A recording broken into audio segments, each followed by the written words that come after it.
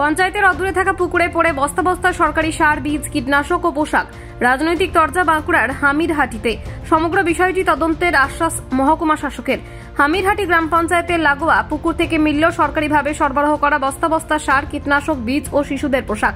এদিন সাত সকালে স্থানীয়রা দেখেন গরিব চাষিদের দেওয়ার জন্য সরকারিভাবে গ্রাম পঞ্চায়েতে সরবরাহ করা বস্তা বস্তা সার, বীজ, কীটনাশক ও শিশুদের পোশাক পড়ে রয়েছে পঞ্চায়েত লাগোয়া পুকুরে। ঘটনার পর থেকে গ্রাম পঞ্চায়েতের প্রধান ও উপপ্রধান সহ অন্যান্য কর্মকর্তারা মুখে কুলু পেটেছেন। নিজেদের দুর্নীতি ঢাকতে গরিব চাষিদের বঞ্চিত করে ওই সার, বীজ, কীটনাশক ফেলে দিয়েছে পুকুরে, এমনটাই দাবি বিজেপি বিধায়কের। কৃষকদের বিভিন্ন ধরনের বীজ, কীটনাশক থেকে শুরু করে এবং ছোট ছোট বাচ্চা ছেলেদের পোশাক, জামা প্যান্ট থেকে শুরু করে সব ফেলে দেওয়া হয়েছে পুকুরে। এবং এই যে জিনিসপত্রগুলো, কীটনাশক, বীজ, বিভিন্ন ধরনের, এটা পুরোটাই হচ্ছে সরকারি লোগো আছে, এটাতে সরকারি সম্পত্তি ফেলে দেওয়া হয়েছে পুকুর ধারে। কারা ফেলেছে? না তৃণমূল কংগ্রেসের চোরগুলো, যারা এই গরিব মানুষ চাষ করার জন্য বীজ পায় না, যে গরিব মানুষ, গরিব কৃষক জমিতে দেওয়ার জন্য কীটনাশক ওষুধ পায় না, আর এই তৃণমূলের চোরগুলো সেগুলো রেখে চুরি করে হজম করতে পারেনি, তারপরে ফেলে দিয়েছে পুকুর ধারে। এছাড়াও বিধায়কের দাবি, বিষয়টি জানাজানি হতেই এলাকার প্রতিবাদী চাষিদের হুমকি দিচ্ছে পঞ্চায়েতের প্রধান এবং উপপ্রধানরা।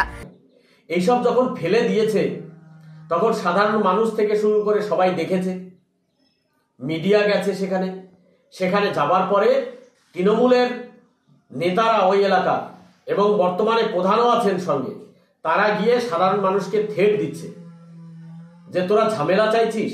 আমি প্রধানকে বলতে চাইছি যে আপনি কি চাইছেন? এই গরিব মানুষের এগুলো চুরি করে লুটপাট করবেন, আর প্রধান বলছে এগুলোর ডেট এক্সপায়ার হয়ে গেছে। হলো কি করে এক্সপায়ার ডেট? গরিব মানুষকে যথাসময়ে দেয়া হলো না কেন? তৃণমূলের দাবি, ঘটনার কথা তাদের জানা নেই, তবে রাজ্যের সরকারকে বদনাম করার জন্যই চক্রান্ত করে এমনটা করা হয়ে থাকতে পারে। যদিও এই ব্যাপারটা আমি জানি না, খোঁজ নিয়ে দেখবো। তো বিরোধীরা তো চারিদিকে ষড়যন্ত্র করে বেড়াচ্ছে আমাদের দিদির বদনাম করার জন্য, তৃণমূল কংগ্রেসের বদনাম করার জন্য। তো এই বদনামে কিছু এসে যাবে না, মানুষ এসব বিশ্বাস করবে না। এটা একটা ষড়যন্ত্রমূলক কিছু হতে পারে আমার মনে হয়। তো এতে কিছু ফায়দা করতে পারবে না বিরোধী। মিথ্যা অপপ্রচার, এটা ষড়যন্ত্র। মানে এটা কি বিরোধীরা চক্রান্ত করেছে? তদন্ত করে দেখা দরকার আছে আমার মনে হয়। আমরাও খোঁজখবর নিয়ে দেখছি বিষয়টা কি। এগুলো চাষিদেরকে এইসব পাওনার থেকে বঞ্চিত করার জন্য ফেলে দেওয়া হয়েছে। এগুলো চাষিরা বা আমরা যেগুলো সাধারণ মানুষ চাষবাস করি, তারা পেলে এই সবগুলোর মধ্যে অনেক কিছু উপকৃত হতো। তো না দিয়ে এগুলোকে নষ্ট করা হয়েছে বা ফেলে দেওয়া হয়েছে।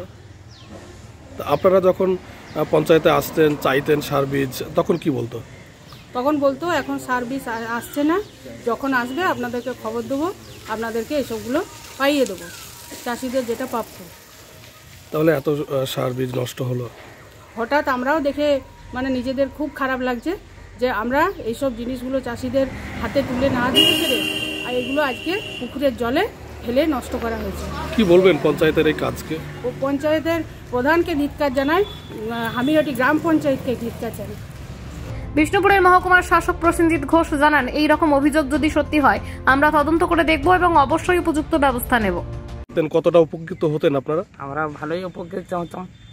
আর আমাদের এই বিশ্বাস ওদিকে জানানোর পরে বলছে যে বিশ্বাস আসছে, বিশ্বাস অন্য জনকে দেওয়া হচ্ছে, আমাদেরকে দেওয়া হচ্ছে না। আমাদের অন্য জায়গাতে কিনে আমাদেরকে চাষ করতে হচ্ছে, তাতে আমাদের অসুবিধা হচ্ছে।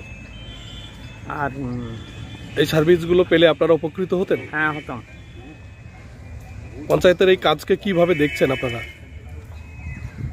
কাজকে তো সেই মোটামুটি দেখা হয়েছে, খুব ভালো তো দেখতে পাচ্ছি না। মানে আপনারা ধিক্কার জানাচ্ছেন কি পঞ্চায়েতের এই কাজকে? ধিক্কার জানাচ্ছি, অবশ্যই না দিয়ে তো অসুবিধা করছেই, তার জন্য নয়।